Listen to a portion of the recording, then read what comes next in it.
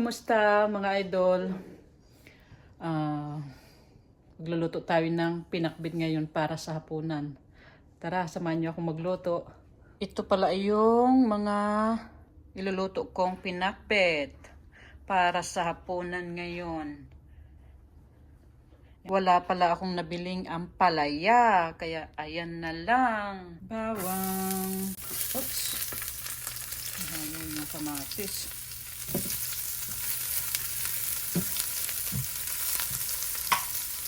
Sibuyas. Kalimutan ko na. Muntik nang na-overcook ang bawang. Tapos, kamatis. Kamatis, pampakulay ng pinakbet. Inuuna ko ang sitaw.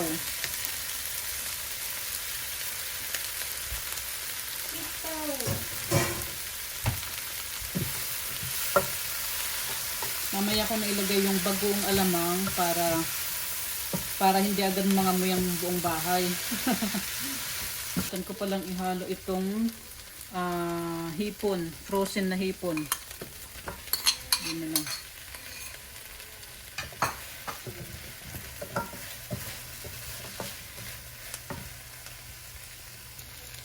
Ihalo ko na rin itong okra. Ayan, marami tayong gulay, maraming gulay. Para mas maraming bahaw-bahawin. Halo ko na rin itong frozen na kalabasa.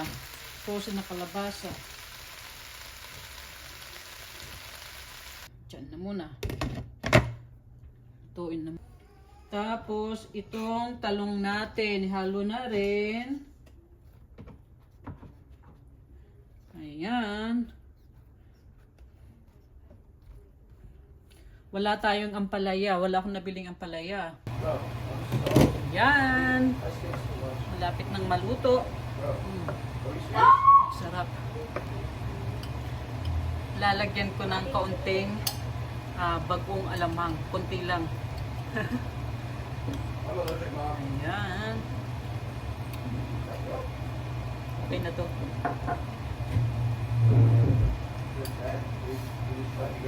Para hindi ganang mga mo yung buong bahay. Ayan na ang pinakbit ko. Sarap-sarap. Ayan. Lalagyan ko rin ng kunting pampalasa. Kunting pampalasa. Lagyan ko na lang ng cube. Ayan. Lagyan ko ng cube. Ayan. Ayan. Lagyan ko ng kaunting bagoong. Konting bagoong lang. Ayan. Sarap na. Masarap na naman ang hapunan. Ready to eat only rice. Only rice na naman ng Inday. Tikman na muna natin. Yan. Walk the fish. Wait, we don't have a fish. Ang sarap. Ang sarap ng pinakbet. Mom's fish. Not fish. Kain na tayo. We don't have a Kain na naman. I do. You got one. It's in the freezer. Init. No. Tikman na natin ang kalabasa. Sarap. Tara. Kain na tayo mga idol. Sarap. Is this mine?